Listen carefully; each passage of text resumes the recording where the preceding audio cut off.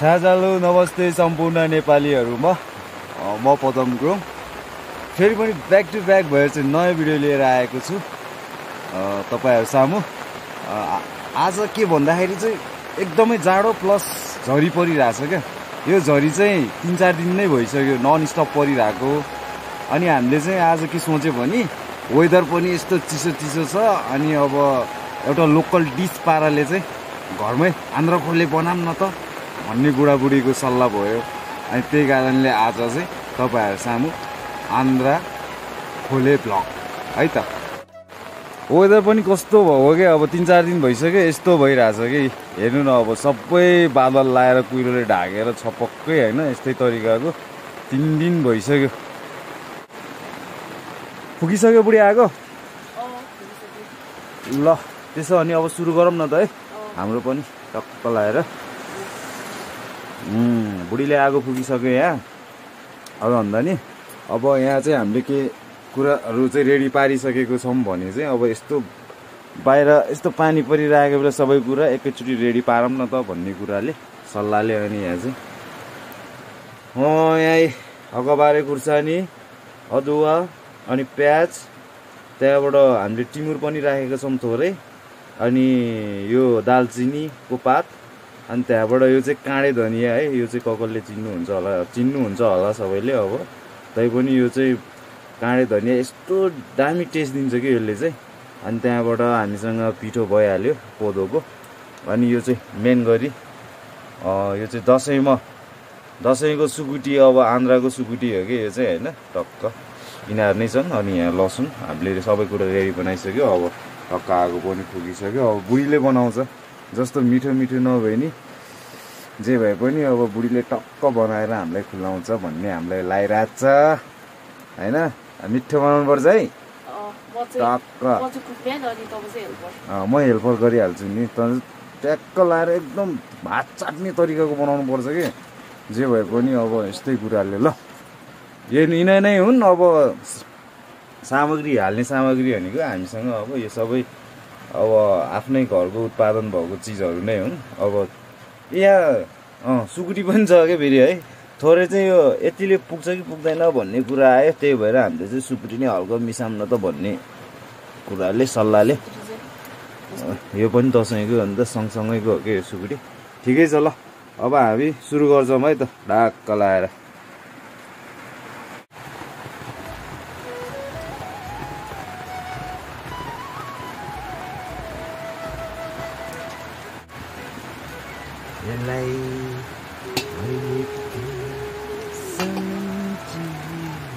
इसके बाद से राख दीजिए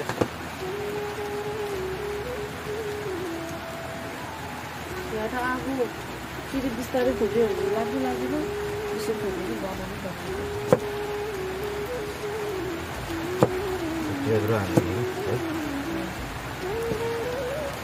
यो पनि अनि खुसी हुन्छ।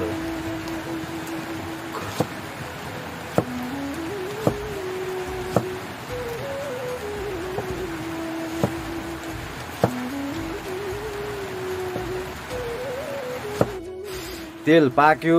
अब बुढीले यहाँ अब के हाल्न मन लाग्छ त्यो हामी आफ्नै तरिकाले ल यो चाहिँ खोइ त प्याटै भन्दा नि त बुढी भन्यो भयो यार। ल अब प्याज हाल्दै प्याज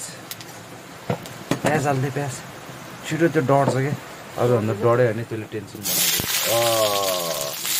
राम्रो तरिका प्याज भयो प्याज हाल्दै चाहिँ अब यस्तो रन्का बुढे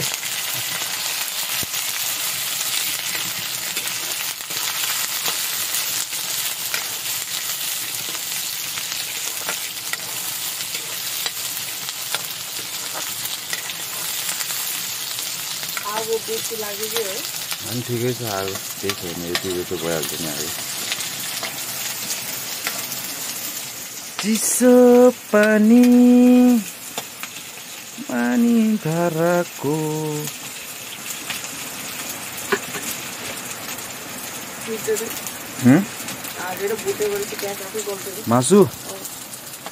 मासु चाहियो भनेपछि यो टक्क यो उस पनि सुकुटी नै अलिअलि मिसाइदिने कि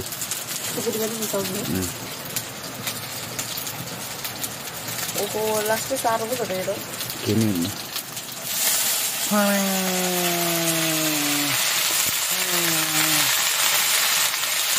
अहिले हालिदिनु सुकुटी उकुटी सबै हालिदिने हो नि त यार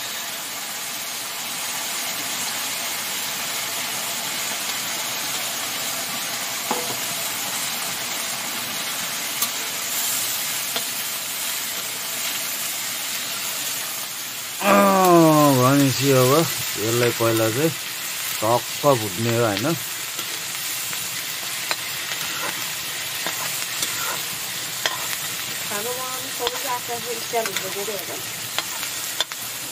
जे भयो भने टेस्ट चाहिँ आउनु पर्यो कि मेन कुरा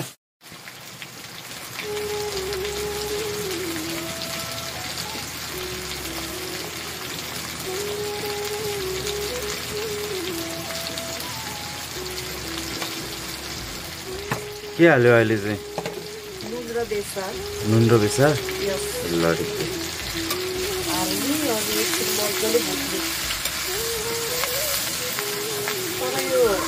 साह्रो सुकुटी मासु त धेरै भुट्नु पर्दैन हो होइन त दाबुजीहरूको लागि चाहिँ ठिकै हुन्छ काट्नु हुनेहरूको लागि चाहिँ बसाइदिनु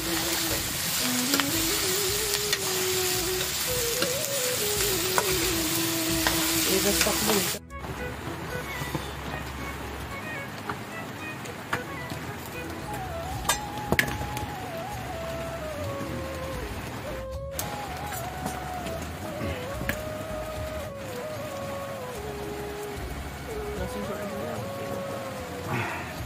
यो खरानी लाग्यो हो अरे खुर्सानी होइन खरानी जस्तो छ ए कोदोको पिठो खिच्दा त ठिकै गरेर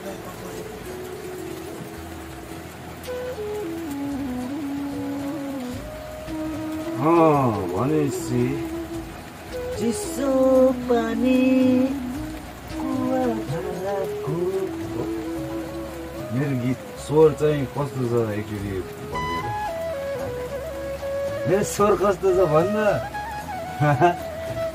के गरे बाँदरले त्यसरी स्वर कस्तो छ भन्नु च्यातेको बोरा जस्तो नेपाल आइडल झुन्डिन लागो बाघ जस्तो सुसाइड गर्न लागो बाघ ल अडियन्स होइन सुनौँ है मेरो बुद्धि नेपाल आइडल कस्तो हुन्छ थाहा छ नेपाल आइडलमा त मलाई बोलाएको हो कि थाहा नेपाल आइडलले बोलाएको थियो मलाई तर मैले चाहिँ रिजेक्ट हालिदिएको मिल्दैन अब अरू केही होइन यो यता हेर हुट्टु नगला तैँले अब यहाँ हेर त बेकारमा उसकै छ च्यातेको छ ल कहाँ त मैले त चिसो पानी कहाँ यस्तो चेपाइदिएको मान्छेहरू कुवा धाराको सुन्तली नानीको कसले गएतिरती दार्जिलिङको दार्जिलिङको पात अहिले हालिदिनु नि हुन्छ यो ल सबैको सल्लाह अनुसार दालचिनी पात हालिदिउँ अहिले यो कसरी यतै गरेर पिस्नु पर्ला यार म्यानेजिङ डाइरेक्टर यो यहाँ राखौँ उसलाई पनि फेरि त्यस्तो केही छैन त्यस्तो भयो नि मैले चाहिँ टक्क लसुन थिच्नु पऱ्यो मैले थिचेको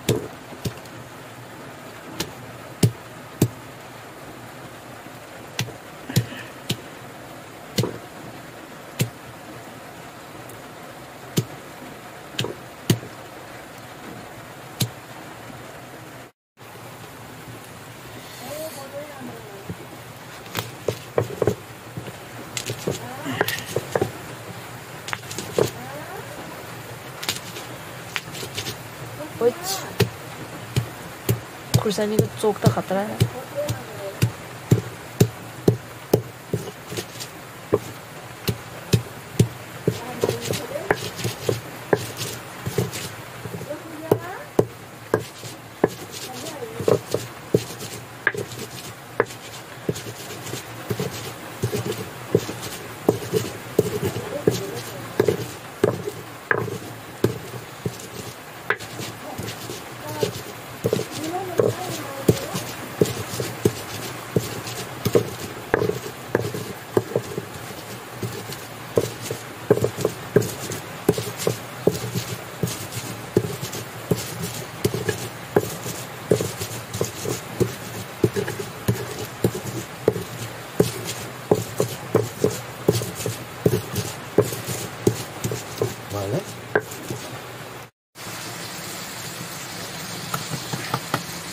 ल लसुन चाहिँ अलिअलि थिचेर हाल्दियो।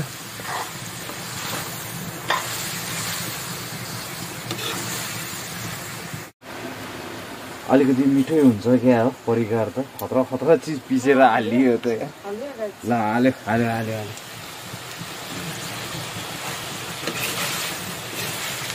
अब चाहिँ फाइनली रेडी हुने आँट्यो लगभग भनौँ न।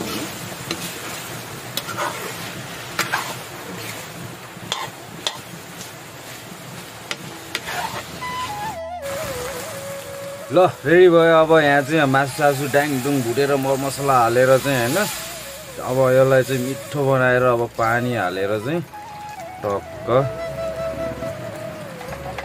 त्यसमा चाहिँ पिठो हालिदिने हो गाइज, अरू केही होइन साथी हो। अब खोले खाइन्छ पिरोरी।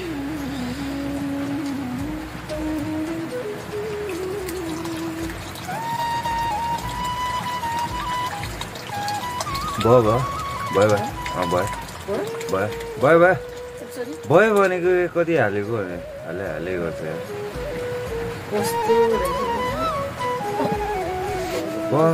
पहिला तातो हुन दिएन एकछिन। ए हो ल बोल्न त भयो।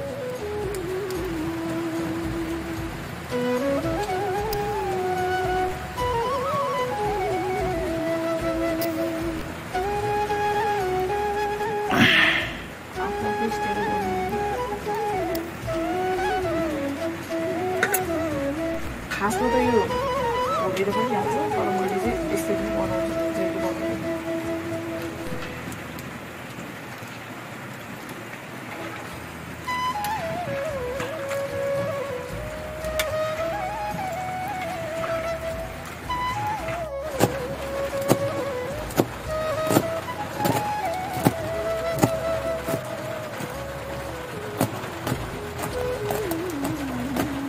अब फाइनल भइसक्यो हाम्रो यो आन्द्रा खोले चाहिँ टक्क लाएर होइन हुन्छ नि। अब चाहिँ यो उम्लेपछि ट्याक्क खानामा चाहिँ रेडी भयो भन्ने कुरा हामीलाई सूचना आइसक्यो यहाँ कुक मान्छेले भनेको होइन।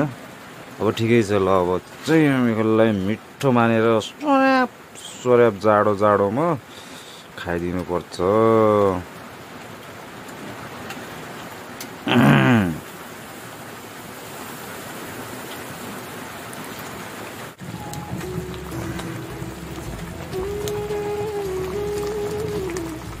ल यस्तो भयो लास्टमा चाहिँ फाइनल चाहिँ टक्क लाएर अब खानुपर्छ है बुढी मजाले।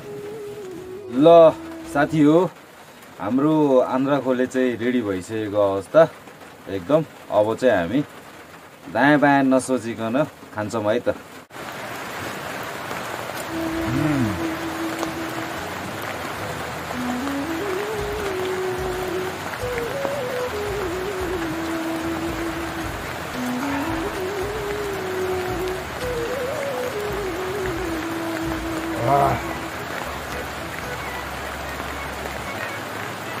दामी भयो कस्तो भयो भन्दा कस्तो भयो के अरे आफूले बनाएर हो किन मिठो भयो साह्रै त्यसरी मिठोको लागि मिठो भने दामी भयो।